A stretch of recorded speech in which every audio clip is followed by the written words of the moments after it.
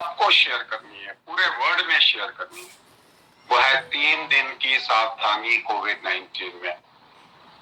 Covid 19 में अगर CT scan में निमोनिया आता है तो चौथे दिन आता है, यानी कि हल्के सिम्टम्स पेशेंट को आते हैं तो चौथे दिन आएंगे, और वो निमोनिया अगर बिगड़ेगा तो 5वें और 6ठे दिन बिगड़ेगा। और अगर आपको निमोनिया नहीं है तो ये कोरोना आपका नॉन रेस्पिरेटरी कोरोना है और आपको कोई तकलीफ नहीं है। 12 फरवरी को तो चाइना ने कहा था कि सब लोगों का सीटी स्कैन चौथे दिन करो और देखो निमोनिया है कि नहीं है। बाद में वो विड्रॉल कर लिया गया, उसको हटा लिया गया क्योंकि ज्यादा केसेस लोगों को दिखाई दे रहे थे।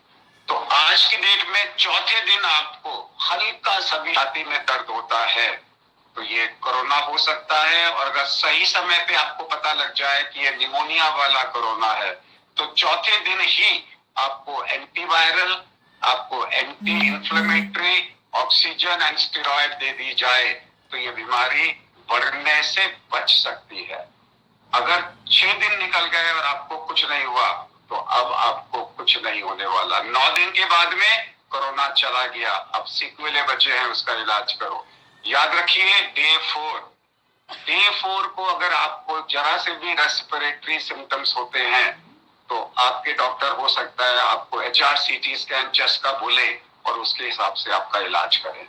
अगर देखें प्रिकॉशंस तो पहले 9 दिन में तो 3 दिन की प्रिकॉशन, 4, 5, 6 और तीनों दिन में डे 4 की प्रिकॉशन। ये मैसेज जरूर पहुंचाइएगा क्योंकि इससे हम बीमारी को पकड़ के, ट्रिगर को पकड़ के लोगों का जल्दी इलाज कर सकते हैं। कोरोना लाइक इलनेस है, मेरे को पता लगाना है कि मेरे को निमोनिया है कि नहीं है। डे 3, डे 4, डे 5 सिम्टम्स के अगर आपको छाती के बीचों बीच घुटन होती है, दबाव होता है, कंजेशन होता है या चेस्ट पेन होता है तो चल के देखें। अगर चलते ही 1 मिनट के अंदर अंदर अगर आपको खांसी आ रही है, आपको शॉर्टनेस ऑफ ब्रेथ आपकी बढ़ गई है या खांसी आपकी बढ़ गई है या एकदम से दिल की धड़कन बड़ी फास्ट हो गई है या आपका ऑक्सीजन लेवल कम हो गया है तो ये लक्षण हो सकते हैं कि आपको निमोनिया है और आपको अपना सीटी चेस्ट, HRCT चेस्ट करा लेना चाहिए। क्योंकि अर्ली में अगर निमोनिया पकड़ में आ जाता है तो आप इसको बिगड़ने से बचा सकते हो। याद रखिए डे 3, डे 4, डे 5 में अगर आपको चलने पे 1 मिनट, नॉर्मली हम 6 मिनट वॉक टेस्ट करते हैं, जितना जल्दी पॉजिटिव आएगा उतने चांसेस है निमोनिया होने के। 6 मिनट चलिए और अगर आपका सांस फूलता है, खांसी होती है, आपको बोलने में तकलीफ होती है या फिर आपके दिल की धड़कन एकदम से बढ़ जाती है तो इमीडिएटली, और खासकर अगर 1 मिनट के अंदर अंदर हो जाता है तो आप इमीडिएटली डॉक्टर से बात करके अपनी छाती का सीटी स्कैन करवाएं। नमस्कार। लगे कि मेरे को किसी दूसरे इंसान से पॉसिबल कोविड 19 कांटेक्ट हुआ था, यानी कि मैं उससे मिला था। नंबर 1, 10 बाय 10 फीट का एरिया, यानी कि अगर आपके 10 बाय 10 फीट के एरिया में कोई दूसरा इंसान आया था कि नहीं आया था, सबसे पहले लिखिए। नंबर 2, लास्ट 48 आवर्स में। नंबर 3, वो आपसे कितने मिनट मिला, 30 मिनट से ज्यादा कि 30 मिनट से कम।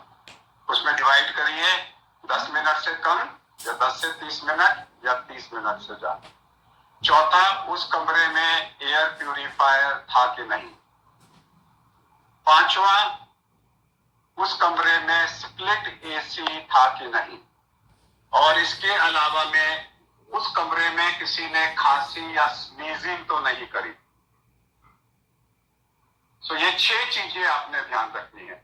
सबसे पहले वो आदमी, आपका जो एरिया था 10 बाय 10 फीट का, मैं क्लोज एरिया की बात कर रहा हूं, I am not talking about in the park. अगर आप पार्क में मिले, बाहर मिले तो खतरा बहुत कम है। अगर आप क्लोज्ड एरिया में 10 बाय 10 एरिया में कोई इंसान आपसे लास्ट 48 आवर्स में 3 घंटे से ज्यादा मिला कि नहीं मिला, उस कमरे में एयर प्यूरिफायर था कि नहीं था, उस कमरे में स्प्लिट एसी था कि नहीं था, और उस आदमी खांसी या उसने छींका तो नहीं आपके सामने, ये 6 फैक्टर्स के हिसाब से आप अपना रिस्क कैलकुलेट कर सकते हैं। अगर आप उससे 10 मिनट से कम मिले, कमरे में स्प्लिट एसी नहीं था, कमरे में एयर प्यूरिफायर लगा हुआ था, दोनों ने मास्क लगा रखा था, तो प्रैक्टिकली आपको खतरा नहीं है।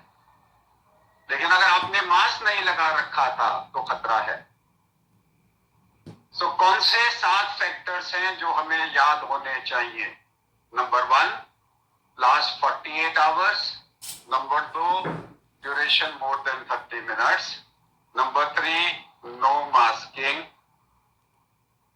नंबर 4, कमरे के अंदर में एयर प्यूरिफायर नहीं था। नंबर 5, कमरे के अंदर में एसी लगा हुआ था जो स्प्लिट एसी है, और कोई आदमी खांसी या जुकाम कर रहा था उसके साथ में जो है, और मेरी ड्यूरेशन 30 मिनट से ज्यादा थी।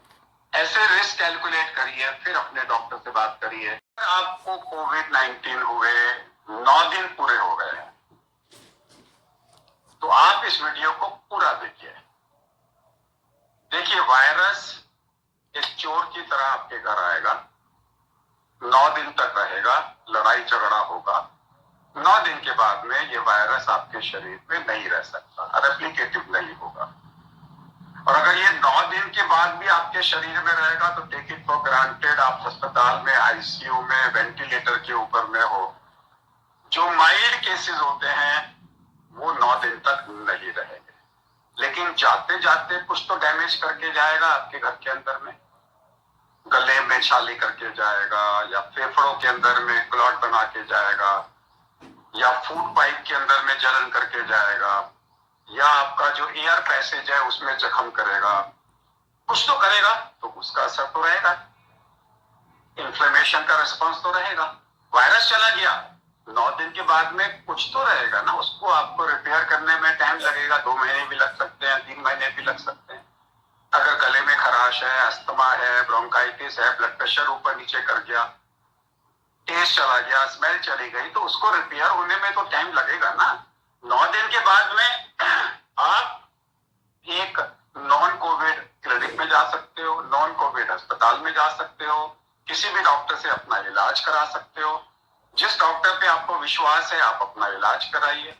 अगर आपको अस्थमा जैसा सिम्टम कर गया है, कोविड 9 दिन के बाद में treated like asthma, treated like COPD, treated like throat ulcer, treated like oesophageal ulcer, treated like cystitis. अगर ये पस सेल्स आ रहे हैं और कल्चर नेगेटिव है, तो पोस्ट वायरल का इन्फ्लेमेटरी रिस्पॉन्स है, बुखार है, वायरस थोड़ी है।